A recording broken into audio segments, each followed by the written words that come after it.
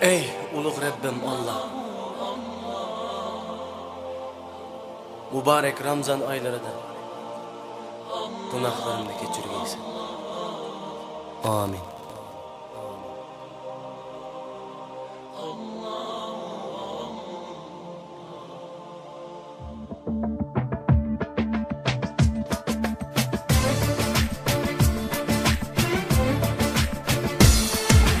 Ya Allah sen mihriban,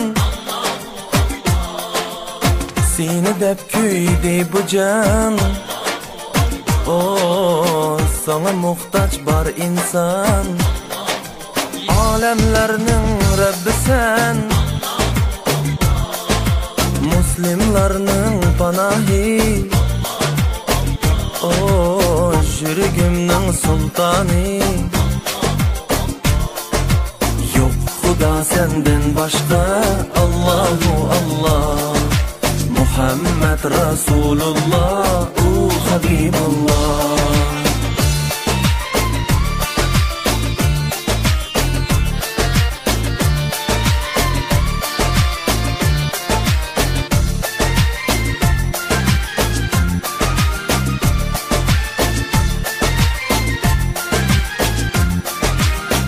Hidayet eyle bizge, iman ber kalbimizge. Panah bol halkımızge, anla menin derdimni, bu ahzarimni.